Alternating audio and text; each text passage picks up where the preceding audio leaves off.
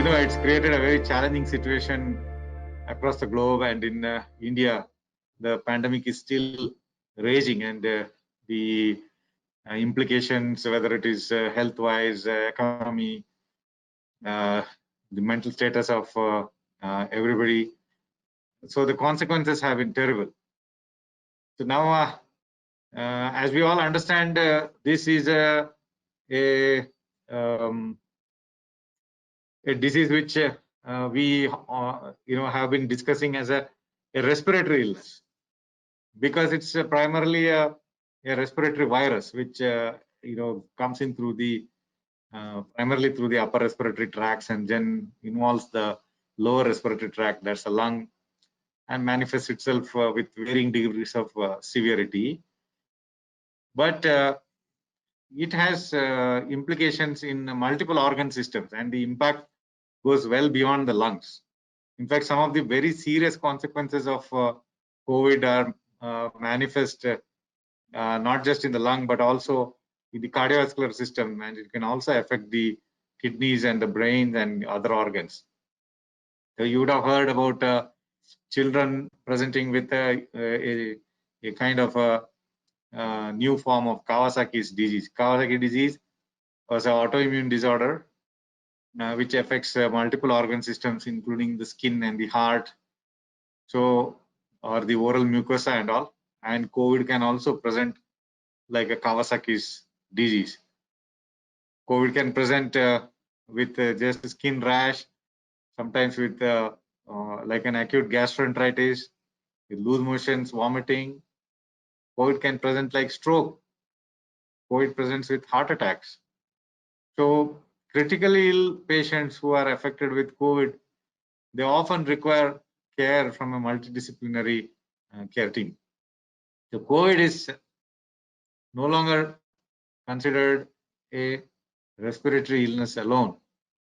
It is something that goes beyond the lungs. And as a cardiologist, COVID is of interest to us from various angles. One, a lot of our patients, elderly, those who have comorbidities, those who have cardiovascular diseases, previous heart attacks, previous heart failure, these patients are more susceptible to complicated course when they pick up a COVID infection. So these are what we call comorbidities. Morbidity means disease. That means coexisting diseases. So the patient comes with COVID, but he also has comorbidities. It could be kidney disease, lung disease, heart disease, and so on and so forth. Patients who are on immunosuppressants because of what we call connective tissue disorders, autoimmune disorders like rheumatoid arthritis, systemic lupus. These patients are already on steroids and other immunosuppressants, which pulls down their immunity. Those medicines are needed to control their original disease, but it reduces their immunity, so they become susceptible to serious infections. Patients who are on cancer chemotherapy, these patients are susceptible to serious infections, and the same thing is true even when they catch COVID infection. Patients with pre-existing heart diseases, these are the people who have the highest mortality rate amongst all the COVID patients.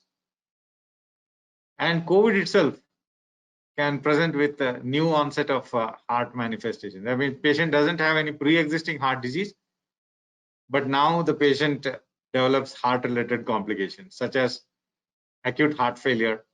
What do we mean by heart failure? Breathlessness, fluid buildup because of dysfunction of the heart. That is called heart failure. So COVID can cause heart failure. COVID can cause a serious condition of the heart called myocarditis. Myocarditis means inflammation of the heart muscle. So COVID causes shock. In medical terminology, shock means low blood pressure. So there are various causes of shock. If somebody goes into a low blood pressure because of a heart condition like a sudden heart attack causing low blood pressure, that's called cardiogenic shock. If somebody develops low blood pressure because of a serious allergy, that is called anaphylactic shock. So that's an allergy related shock. Somebody has bleeding and low blood pressure, that's called hemorrhagic shock. Somebody has infection and shock, that is called septic shock. So likewise, COVID also can cause shock, that is low blood pressure, and this happens because of various mechanisms, either because of its effect on the heart or because of the blood streaming of the COVID infection, and the body's response to the viral infection can cause shock. COVID also can cause thromboembolism. In fact, from a cardiologist perspective, I would view COVID as a disorder of clotting. So the viral infection increases tendency for blood clots, clots in the veins, clots in the arteries. So this is what we call thromboembolism. So we will look at what kind of thromboembolic manifestations COVID can cause.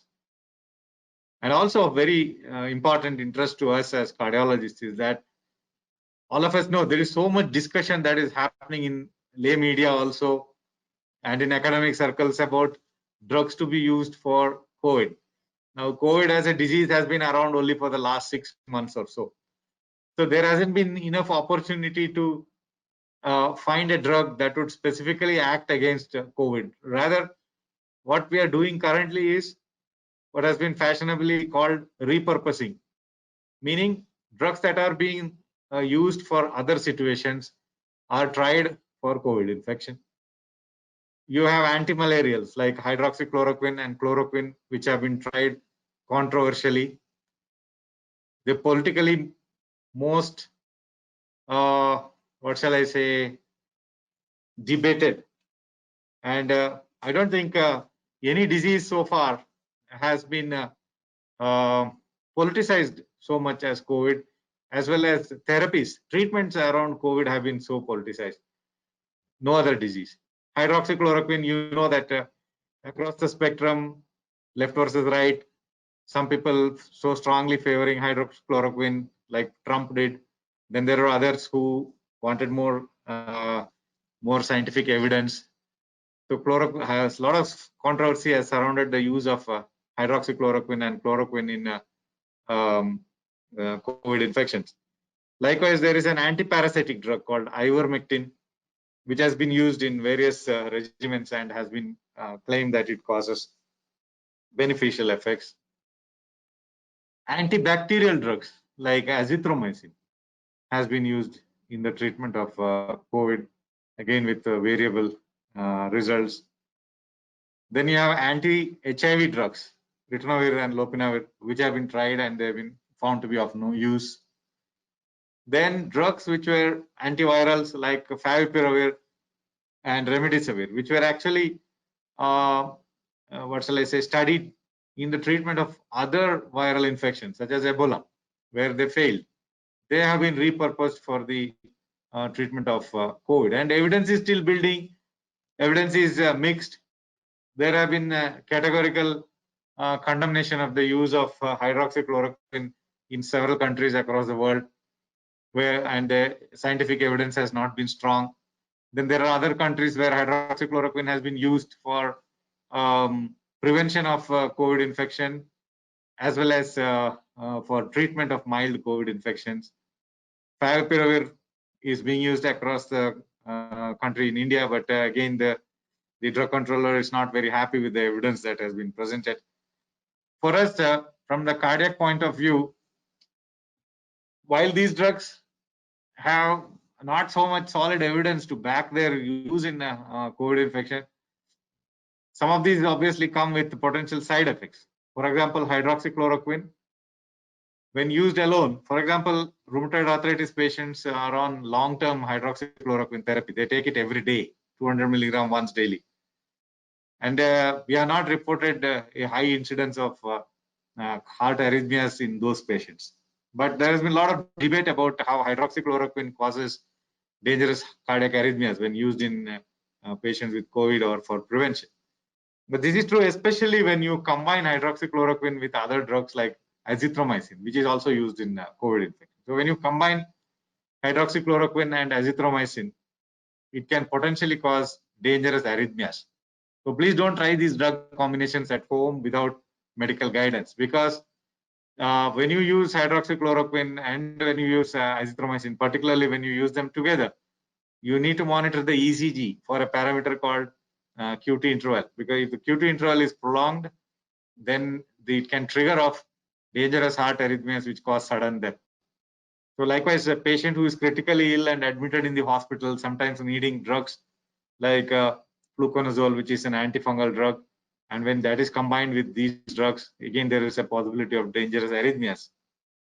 So these not only the impact of the virus itself on the heart or indirectly through the inflammatory system or through causing clotting, we also have to be aware of the consequences of drugs that are being used for the treatment of COVID with or without adequate evidence on the cardiovascular system, including potentially dangerous arrhythmias. So I would like to caution here, do not self-treat, because these drugs, they have not been robustly proven to be helpful.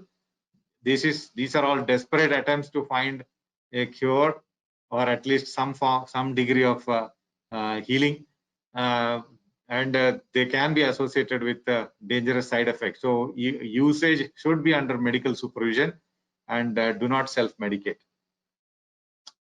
Now, if you, like I mentioned, patients with underlying conditions are at higher risk of complications, and up to 50% of the hospitalized patients have chronic medical illness. This is because COVID can infect anybody, from an infant to an elderly person. And in fact, the highest number of infected individuals are in the age bracket of 20 to 40 years. But the ones who land up in the hospital in the ICU are the older individuals. And as we age, the probability that we have coexisting diseases is high. So typically, 50% of the hospitalized patients have chronic medical illnesses, and those with comorbidities are at high risk of mortality. And 40% of them, unfortunately, have pre-existing cardiovascular and cerebrovascular disease. That means heart and the previous stroke, heart disease and previous stroke. And about 17% of them develop heart arrhythmias. 7% of them develop acute cardiac injury of different forms, either heart attacks or myocarditis. 8.7% of the patients develop shock. About 5% develop acute kidney injury. And these complications were universally higher for ICU patients. And like I mentioned earlier, some COVID-19 patients develop myocarditis. And even in the best of medical systems, like in Lombardy and Milan, which caught our attention because they were one of the first countries to be severely impacted, Italy, and then Spain. And Northern Italy, has one of the best medical facilities in the globe. And they had as high as 60 to 70% mortality in COVID patients who were admitted in the ICUs, which means 7 out of 10 people who landed up in the ICU died. And the outcomes in England were almost similar. So there's no reason to believe that outcomes in India would be any different. In fact, as you know, that there could be a significant variability in the quality of care across the cities to towns to villages for patients affected with COVID. So the best we can do is to prevent. So that's where our focus has to be. So we need to take preventive interventions very seriously. Some predictors of fatality, that means chance of dying. So the fatalities for comorbid patients are higher than the average population. So amongst patients with cancer, the risk of death is about 5.6%. So we are considering a total cohort of patients with mild, moderate, or severe COVID infection. So these are not patients who landed up in the ICU. So amongst cancer patients, there's a mortality about 5.6%. Among those with blood pressure, a mortality of 6%. Those with pre-existing chronic respiratory disease, 6.3%. Those with diabetes, 7.3%. And those with pre-existing cardiovascular diseases, heart diseases. So this is the category which has the highest mortality when they develop corona infection. So 10%. So 1 in 10 die. So this is very dangerous. What typically happens in patients who become seriously ill is that when they are hospitalized, they are not so serious, and then they experience worsening hypoxia, that is low oxygen, which requires a transfer to the ICU. And then they develop what is called acute respiratory distress syndrome. That means when the lung is extensively involved and their oxygen levels don't come up despite aggressive ventilatory support, that is called ARDS, acute respiratory distress syndrome. And then there is something called cytokine storm.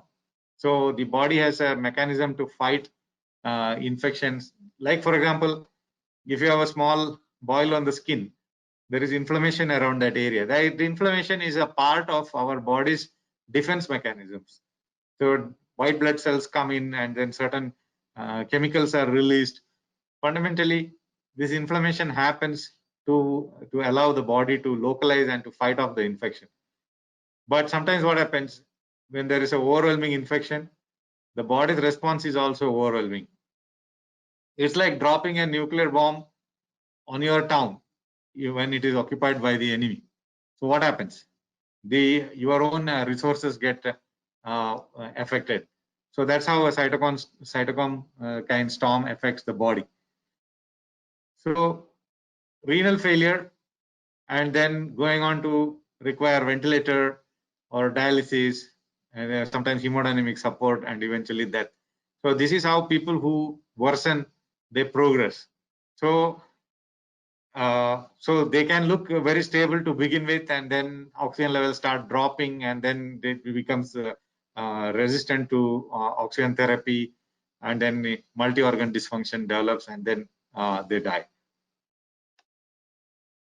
So friendly fire can be fatal. So sometimes what happens, like I explained, the body's immune reaction itself can be very severe, and the body releases too many cytokines into the blood too quickly.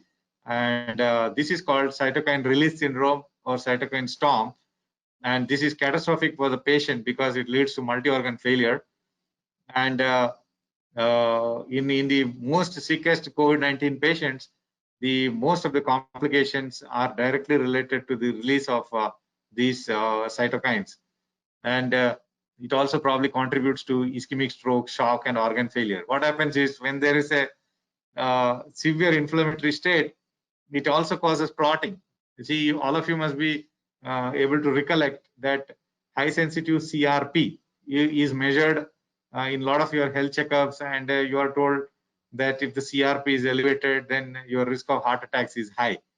So where did that concept come from? Because it has been theorized that heart attacks and strokes are also an inflammatory condition. There is inflammation of the blood vessels, and inflammation is followed by clotting in the blood vessel, and that leads to heart attacks or strokes. So this concept has been around. So that's why we have been trying to estimate the degree of inflammation in the body by measuring high sensitive CRP, and then trying to control the coronary risk factors very aggressively.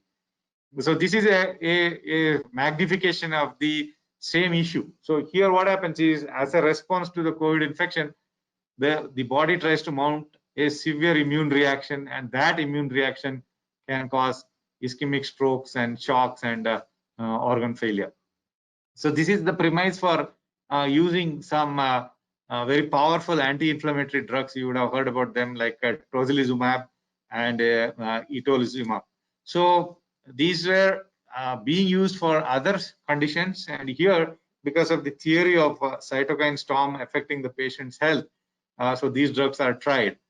I mean, obviously, what we would understand is that when we get to a point where there is a cytokine storm and we need to choose this drug, the patient's condition is quite critical. Okay, so the outcomes are not great, therefore.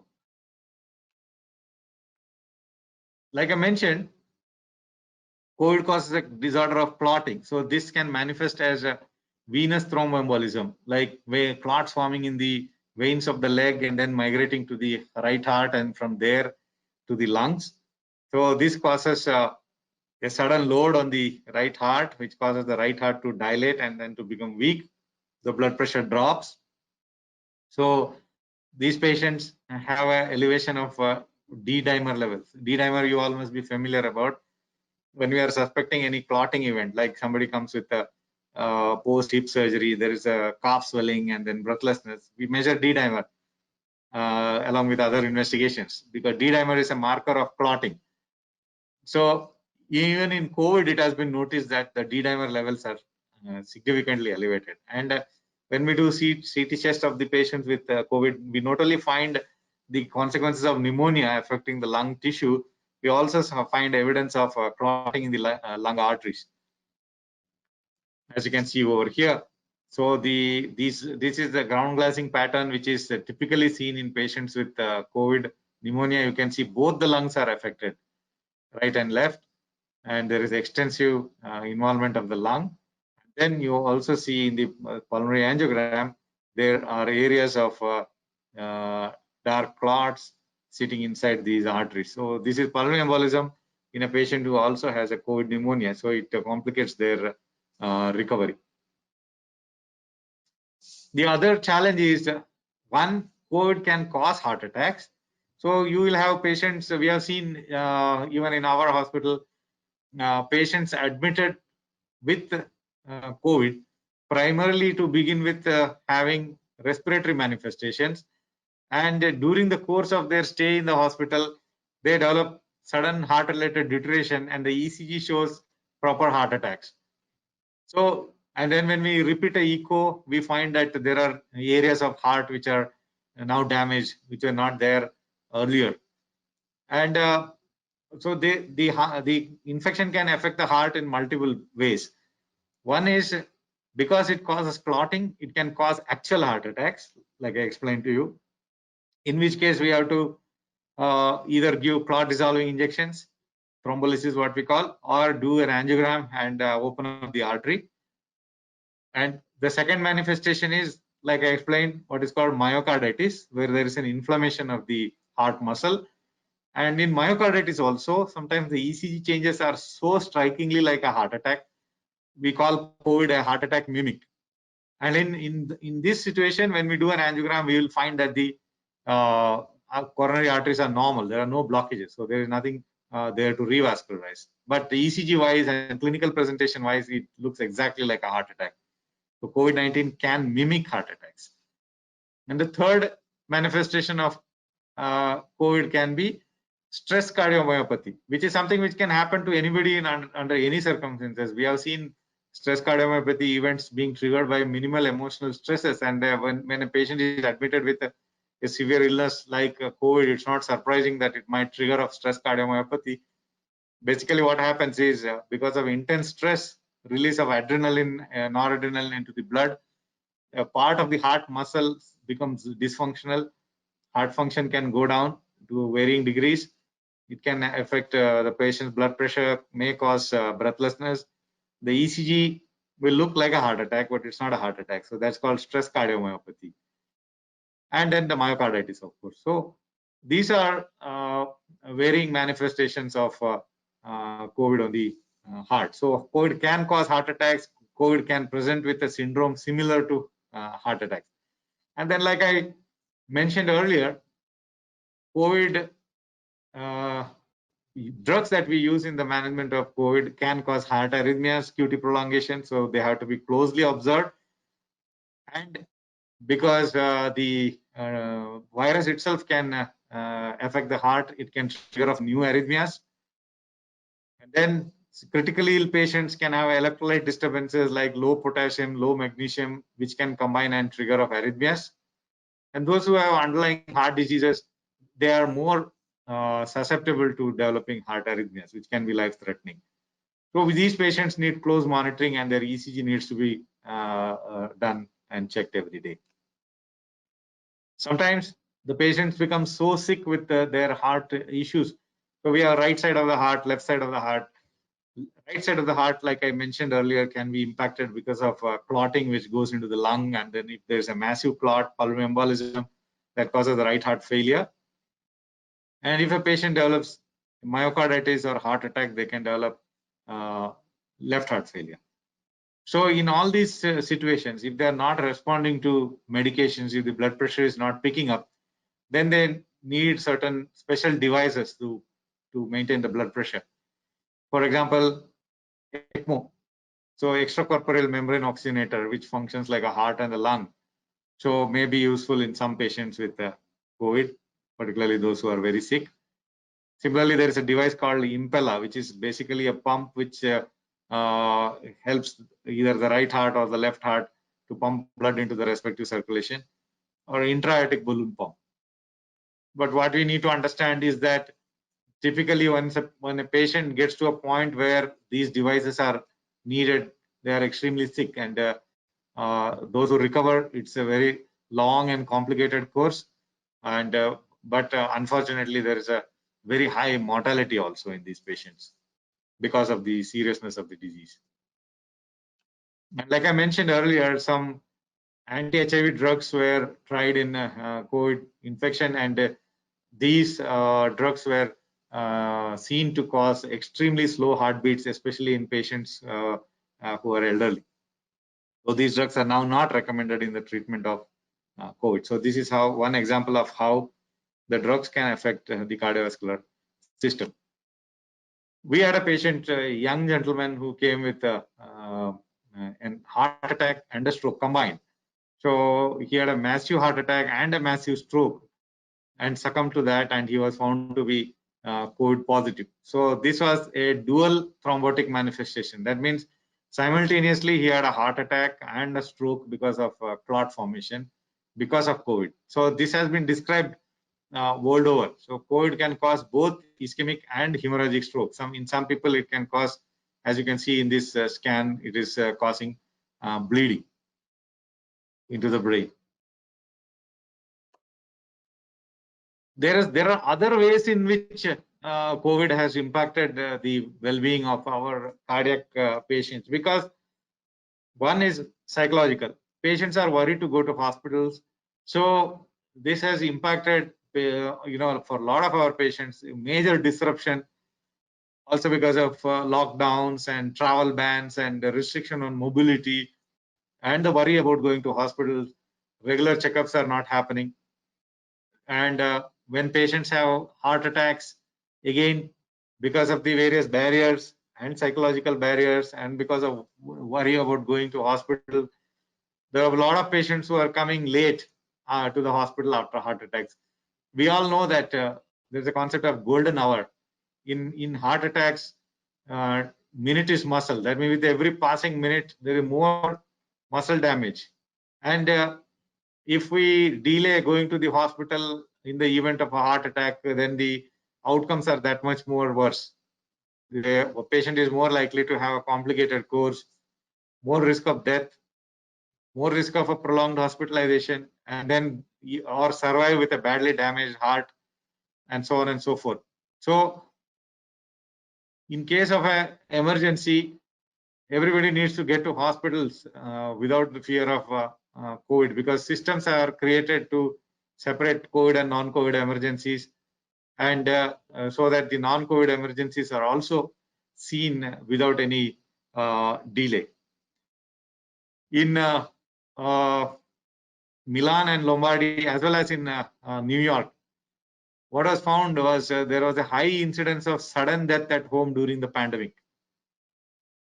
So why did this happen?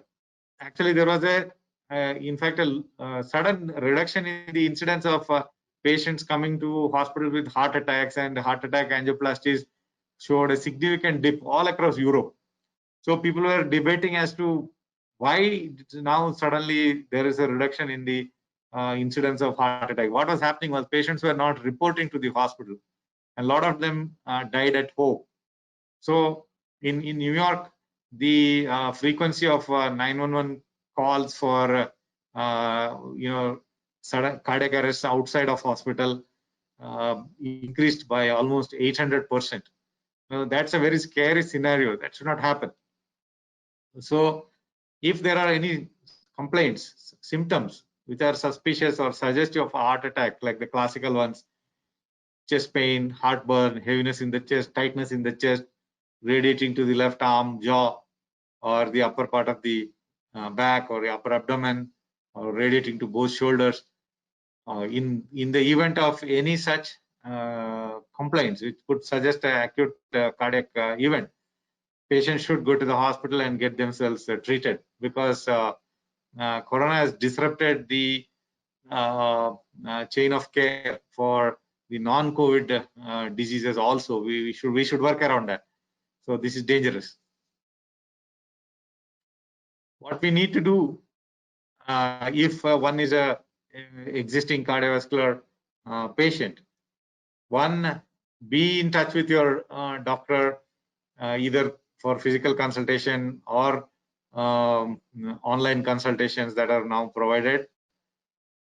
I know online consultations are not a replacement for physical evaluation, but at least the doctor will be able to pick up some red flags and suggest early intervention if they identify some dangers.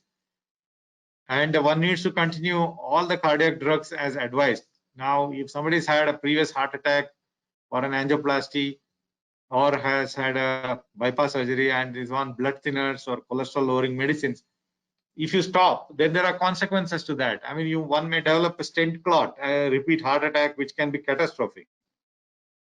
So despite all the concerns about the epidemic, one should not stop the existing medication.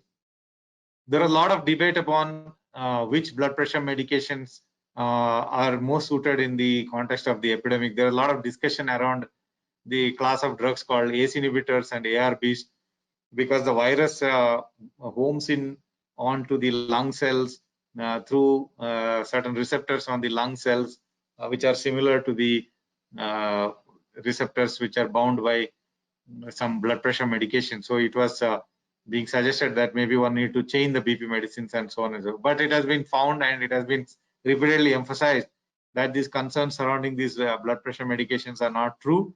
So one need not change the existing blood pressure medications which have been advised to you.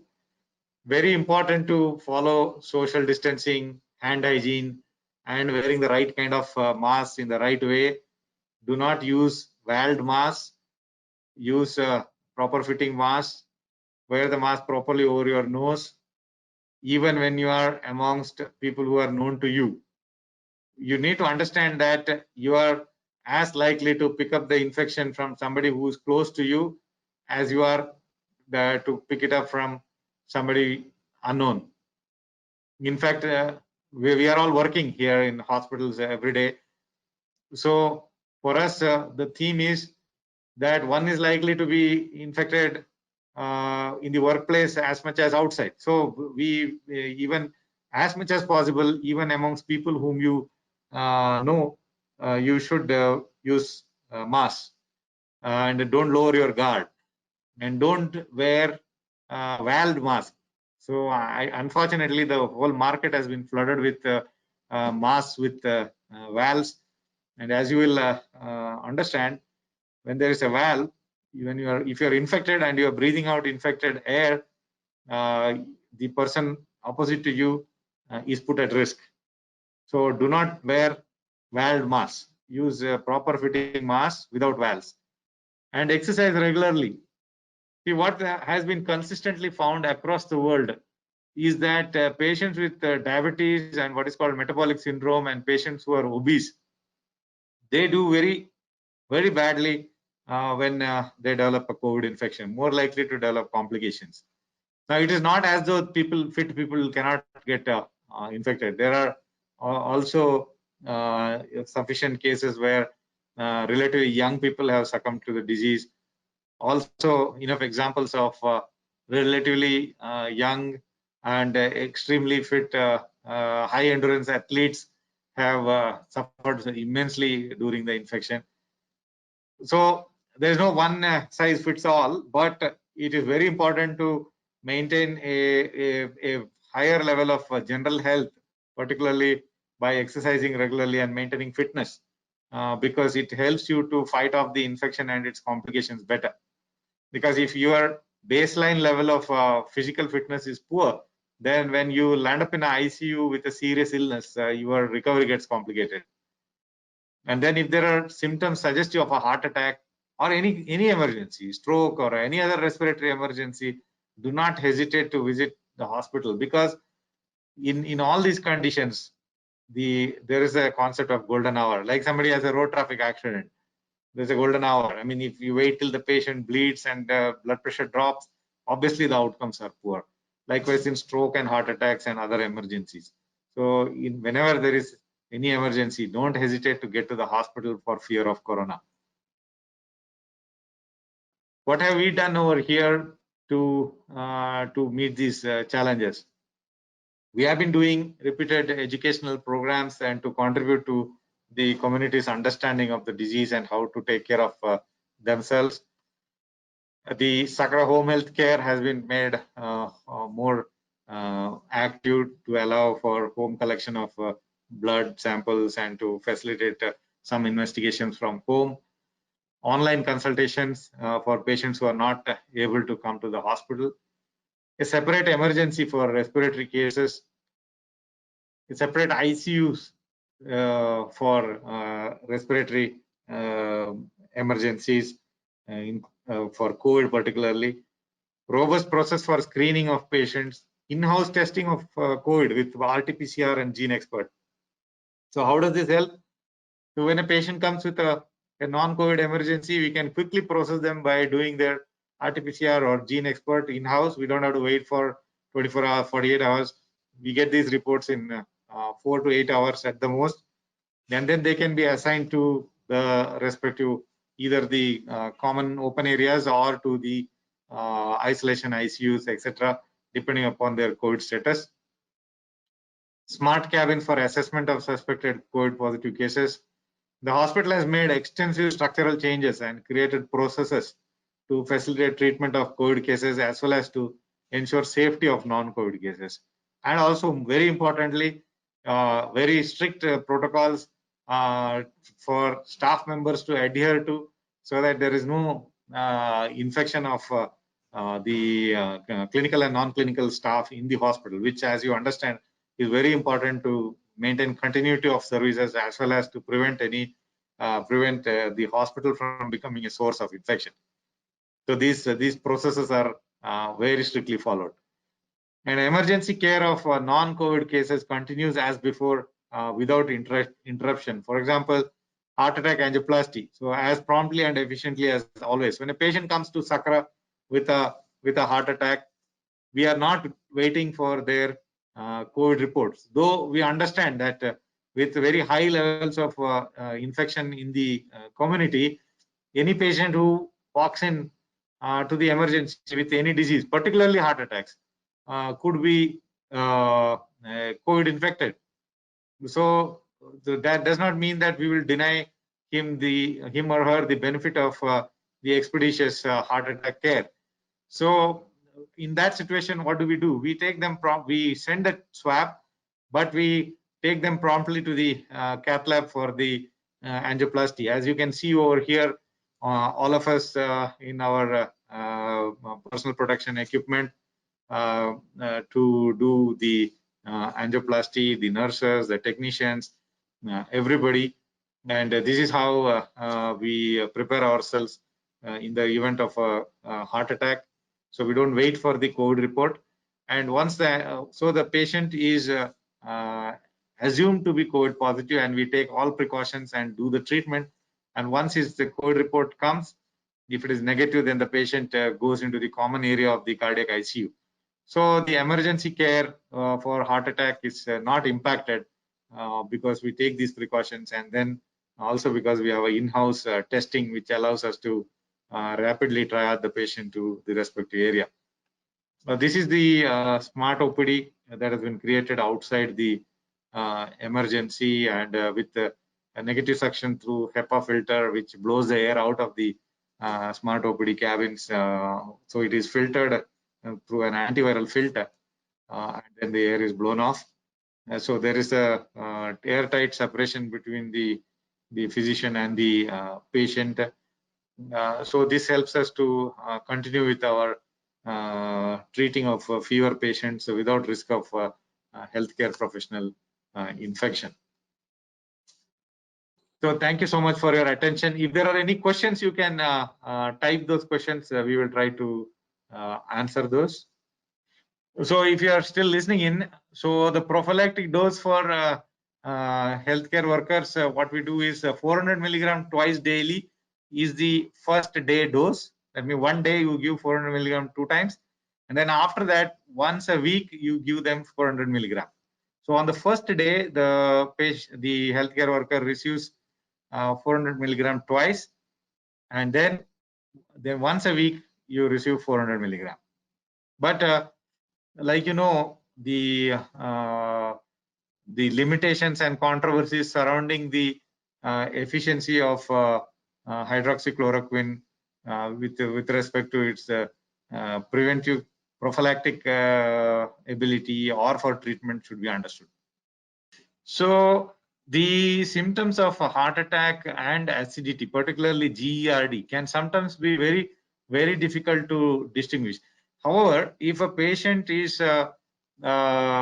somebody who has what we call the typical coronary risk factors like diabetes, blood pressure, smoking, age, or previous heart disease or strong family history, then you should, if you have acidity like symptoms, the least one can do is to do a ECG.